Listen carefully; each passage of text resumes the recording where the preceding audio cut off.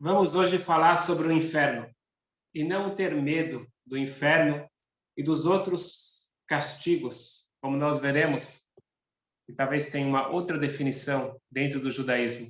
Tem gente que tem aquela ideia que Deus está esperando os anjos lá, os diabos estão esperando com os espetos e com o churrasco pronto, o fogo. Não tem nada, mais nada de judaico nesta cena. E muitas vezes quando você fala vai para o inferno, parece uma coisa que gera um desconforto, obviamente, um medo, até um desespero, culpa, e só traz sentimentos negativos. Gostaria de hoje explorar um pouquinho para ver o que o judaísmo realmente tem a falar sobre o assunto.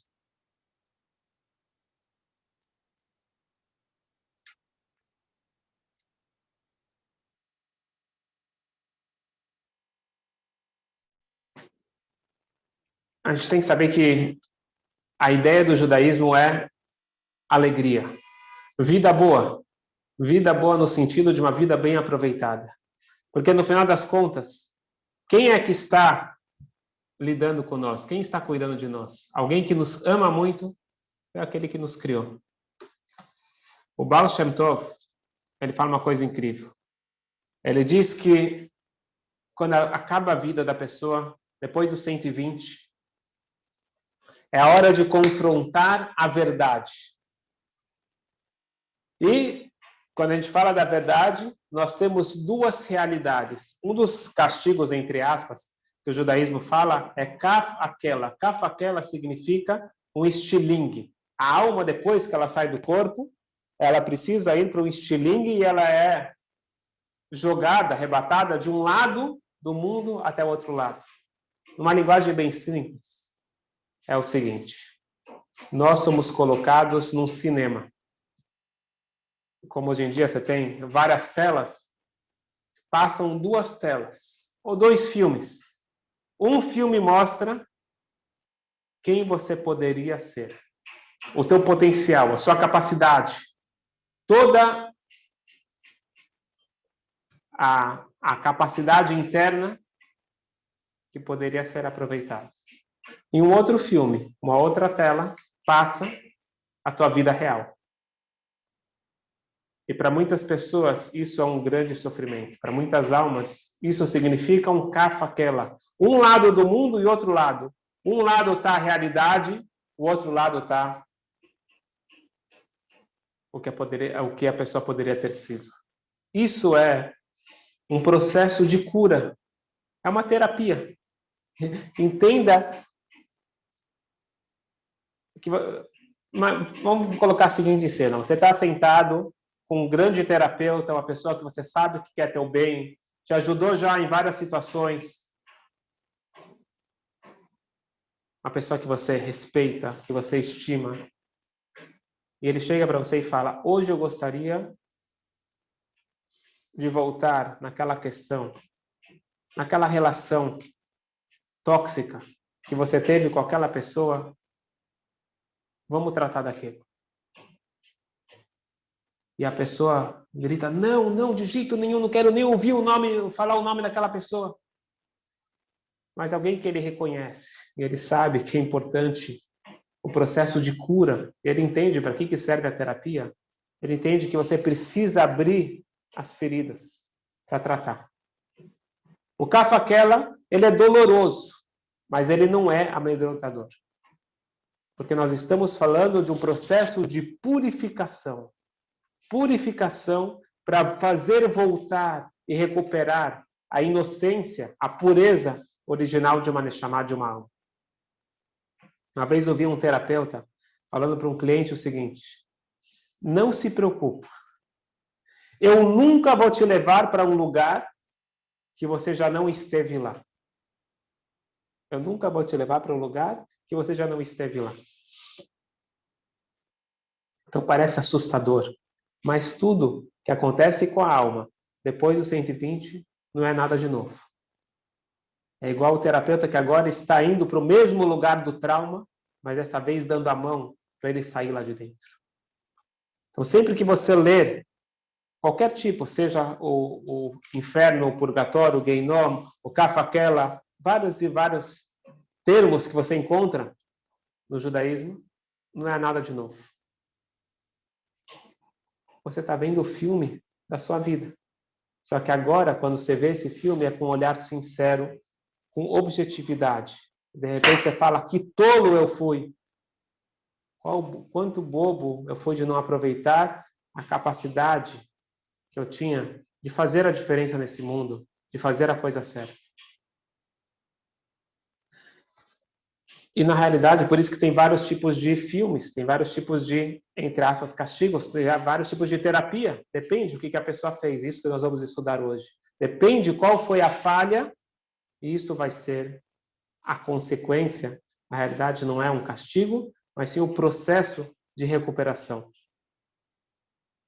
E você não precisa ter medo de Deus, não precisa ter medo do inferno. Porque a gente fala, não tenha medo de fazer a terapia. Mas se cuide para não fazer as escolhas que você precise ficar lidando com isso o resto da vida. A terapia não é o problema, ela é a cura. O purgatório não é o problema, é a solução. E esse é um dos grandes ensinamentos do Baal Shem Tov. Prestem bem atenção nisso e leva isso para o resto da sua vida. Nós não servimos a Hashem para ir para o paraíso. Agora há pouco o Marcos estava falando e tem pessoas que estão pensando na recompensa no céu. O judaísmo não fala de recompensa no céu. Não é por isso, você vai ver que dentro da Torá não está escrito sobre o paraíso. Porque não é por isso que nós servimos a Deus. Servir a Deus no mundo, este é o paraíso. Não é que se a gente peca, a gente vai para o paraíso. Ir contra a vontade divina neste mundo é o inferno. O que acontece no plano espiritual? A alma ela vai ver o filme. E alguém falou uma vez, eu não vou trair minha esposa porque vai que ela descobre. Não é por isso que você não trai a sua esposa, porque ela vai descobrir. Se ela descobrir, é parte da solução, talvez. O problema é a traição. A gente não tem que ter medo do filme, de ver o filme. Nós temos que ter o medo de trair essa relação amorosa que nós temos com Deus em vida. E tem muita distorção, muita distorção. A gente fica muito focado, o que vai acontecer comigo? Então, novamente, aquele ego. O que vai acontecer comigo? E eu vou preocupar comigo, em vez de encarar a vida de cabeça erguida. Eu não quero de jeito nenhum tornar o inferno uma experiência romântica. Longe disso. Obviamente que é bastante dor, mas é uma dor necessária para um processo de cura necessário. Nós estudamos sobre isso para tomar as decisões certas de viver no paraíso hoje, em vida.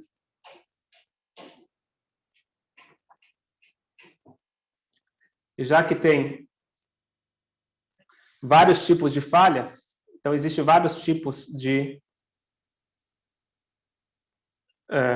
entre aspas, punições ou remédios diferentes. Então, depende da doença, você vai ter um remédio diferente. Vamos ver aqui dentro das palavras do Tânia. Tânia diz o seguinte, nós vimos semana passada, terça-feira, a gente viu que quando a pessoa ela se envolveu em prazeres permitidos e o corpo dela absorveu aquela impureza, aquela toxina, a pessoa ela comeu algo kasher, mas sem a intenção correta. Nós explicamos que a alma, que o corpo se decompõe, é chamado Ribut HaKever, é uma das soluções, a solução é o remédio para purificar, tirar as toxinas daquele corpo para poder a alma se desprender e ir para o paraíso. Vamos agora continuar. Ve'al-dvarim betelim beter. Quando a pessoa ela não é que ela comeu algo permitido da forma errada. Ela usou a fala de uma forma indevida. Ele não está falando mal de ninguém, ele não está falando nada proibido. Só que ele está usando uma ferramenta incrível, que é o poder da fala, de uma forma indevida. Kegon Amaret Nachol Elmot. E ele, em vez de estudar Torá, em vez de se ocupar com uma coisa útil, ele fica falando bobagem. Não falando nada de ninguém, mas ele... piadinhas, entendeu? Ele não aproveita a vida e a fala uma coisa mais nobre. Essa mancha, ela fica na alma. Então, nesse caso, vai ter o que é chamado kafaquela. Foi o kafaquela que eu falei agora, que é esse estilingue que te traz de uma situação para outra. Então, imagina até uma outra forma de explicar isso. Imagina que você está estudando um assunto e quando você começa a ganhar gosto, começa a entender o que está acontecendo lá, te cortam no meio e te jogam para uma outra coisa. Te tiram do meio de uma experiência para uma outra experiência contrária. Então você sai de esse contraste, isso é doloroso. Isso que acontece quando você tem esse filme de quem eu poderia ser. Eu sou uma pessoa incrível. Sou uma pessoa que eu posso usar a minha boca para consolar alguém, para falar uma boa palavra, para ensinar algo. Eu posso usar minha fala para tantas coisas incríveis. E eu falhei. Eu deixei de usar a minha boca, a minha fala para algo útil. O que aconteceu? Essa alma, para ela poder se desprender dessa mancha, dessa sujeira, ela precisa passar por esse processo de cavaquela, e assim diz o Zohar, o livro básico da Kabbalah, a alma ela pode se desprender e ir para o paraíso. Isso tudo é quando a pessoa ela fez algo permitido. Avalidiburim asurim, agora quando eu usei minha boca para falar coisas proibidas, que moleit sanut, para fazer gozação de alguém, falar mal de alguém, e etc. Que isso é proibido. Aí já não é que eu usei indevidamente. Eu já entrei no nível de impureza máxima de toxina, as 3 klipot atmeot. Nesse caso, em Kavakel levador moíla eterna la vida lá já não adianta mais o Kavakel. Por quê? Porque já não foi mais algo permitido, que foi feito de uma forma indevida, foi algo proibido. E aí, nesse caso, precisa leret legeinom. Nesse caso, vai precisar ir para o purgatório, ou como as pessoas gostam de traduzir, para o inferno. Mas vamos usar purgatório, que é mais interessante e, na realidade, é o verdadeiro sentido. O que significa geinom? O que significa purgatório? A gente fala muito, vai para o inferno, inferno. O que é inferno? Se você abrir o livro do Tanakh, é muito interessante. No Tanakh, e os nossos sábios, eles não chamam de geinom, eles não chamam de inferno. Como que eles chamam? De Sheol Tachtit. Esse é o nome que é usado no Tanakh para o purgatório. Sheol Tachtit. O que significa Sheol Tachtit? Sheol, em hebraico, vem do verbo de Shaul, de emprestado. Lishol, pegar emprestado. Sheol Tachtit. Emprestado, Tachtit é baixo. A definição do inferno é alguém que vive uma vida emprestada. E por isso, ele sempre está para baixo, Tachtit. Ele está se sentindo para baixo. Porque ele não está vivendo a vida dele. Ele está sempre copiando alguém.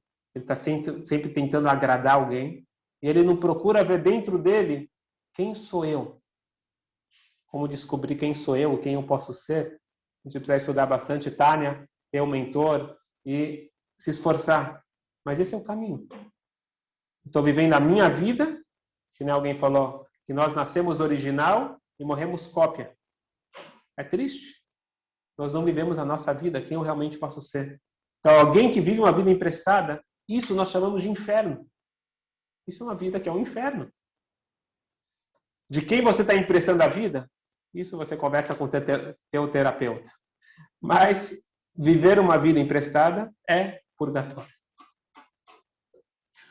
Quando eu reconheço que eu estou vivendo a vida de outro, não estou vivendo a minha vida, isso já é metade da cura, já é caminho para a cura. Quando eu reconheço a doença, já é um bom caminho. Mas, em geral, quando você fala para alguém isso, a pessoa tende a negar. A pessoa não quer acreditar, porque é mais fácil, é mais cômodo ficar como está. Essa pessoa é sincera, essa pessoa realmente percebe que ele está vivendo uma vida emprestada, ele vai eventualmente querer mudar. Na hora que ele vai mudar, o poder da chuva vai agilizar muito esse processo e ele vai viver em vida o paraíso. Então isso é a definição do Geinom. Só que tem vários tipos de Geinom. Vamos ver aqui dentro do Tânia.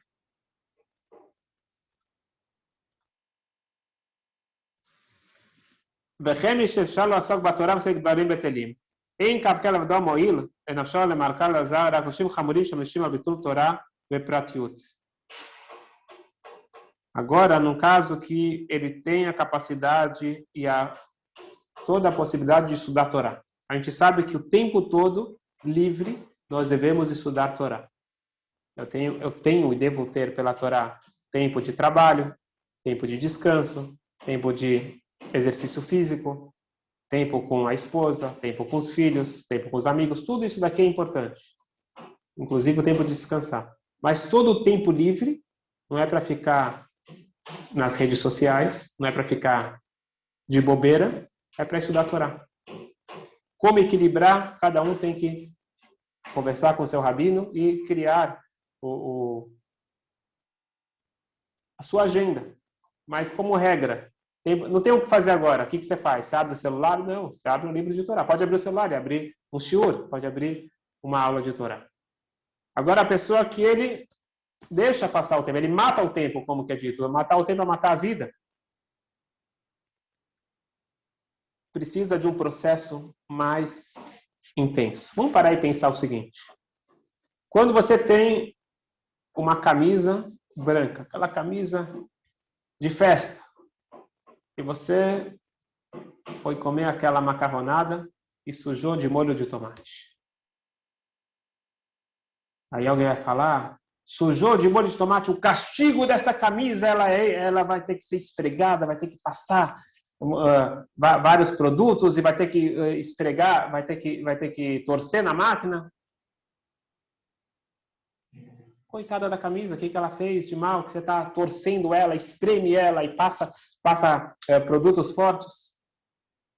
Não é um castigo para a camisa. É a solução. Você quer que a camisa fique branca novamente. Quando são prazeres permitidos, e aí basta o cavaquela. Cavaquela é igual você balançar o casaco para sair o pó. A poeira ela sai batendo. Agora, quando a mancha penetrou, você precisa de um processo mais intenso, que é chamado Geinom. E aqui ele fala que depende do envolvimento da pessoa. Que existe o purgatório de fogo, existe o purgatório de neve. E aqui vai depender o que a pessoa fez. Se ele pecou com paixão, com vontade, com entusiasmo, com calor, é o Geinom Shelesh, é o Geinom do fogo. Esse é o remédio para essa situação. Se é por preguiça, por indiferença, frieza, então vai para o Geinom de neve. Isso que ele fala aqui. Então,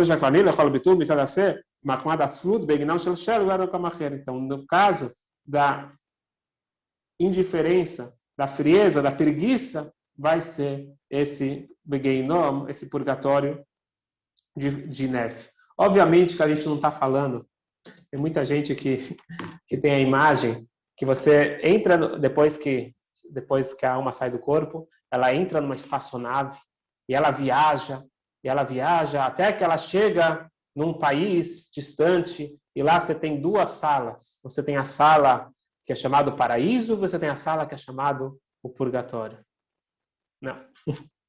Não é nenhum outro lugar. Essa é uma visão muito infantil. Muito infantil.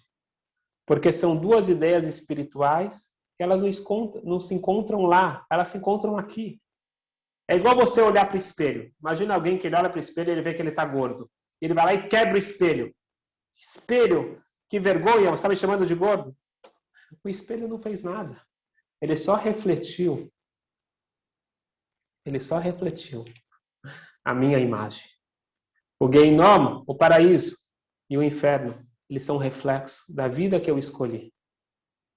E quando eu vejo esses dois filmes, eu vejo a diferença de quem eu sou e de quem eu posso ser. Para uns é Geinom, é o purgatório. Para outros, quando ele vê a realidade que ele está vivendo e quem ele pode ser e está em sintonia, é o paraíso.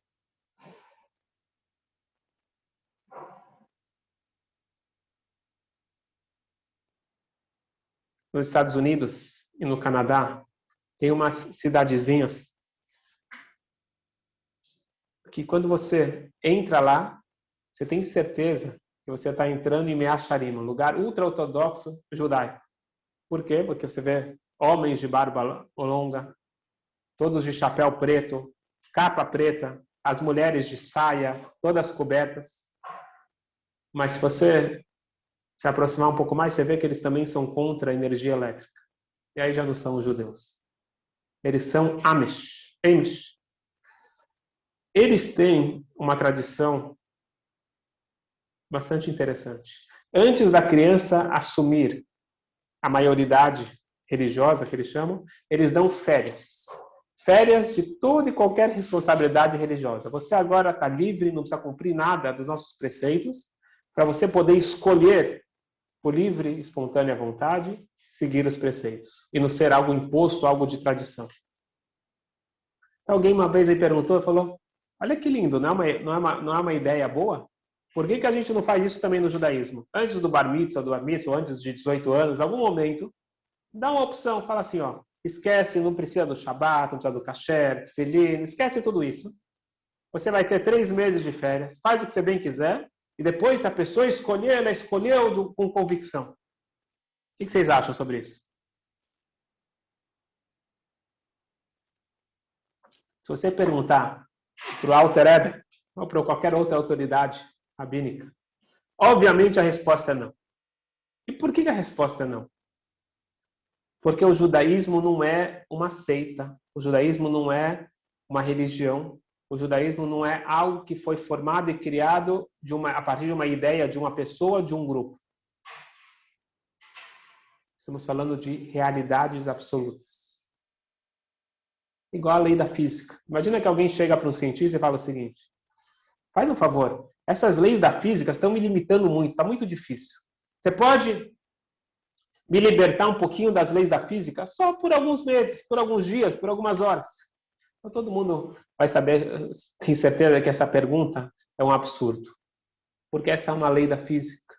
Assim também as mitzvot, elas são leis do Criador e não escolhas humanas. E por isso que eu cumpro as mitzvot, porque lá está a orientação, é o manual, é o guia para o melhor da minha vida. E para que serve, então, esses castigos, entre aspas? Então, isso você vai entender, a partir já que a gente está falando de lei da física, a partir da terceira lei de Newton. Qual que é a terceira lei de Newton? A lei da ação e reação. Para quem não lembra, toda força de ação que é aplicada a um corpo, surge uma força de reação em um corpo diferente. Essa força de reação tem a mesma intensidade da força de ação e atua na mesma direção, mas com sentido oposto, certo? Então, a intensidade que eu vou para uma ação, ela rebate e ela volta no sentido oposto. Tudo que eu faço tem ação e tem reação. Vai ser com preguiça, vou precisar do purgatório de neve. Foi com entusiasmo no lugar errado, o purgatório do fogo. Eu não estou focado, vou precisar ver o meu vídeo. Isso daqui vai ser o processo de cura. Prazeres permitidos, isso vai trazer a decomposição do corpo. Mas, de qualquer forma, a mensagem que fica para nós é o seguinte: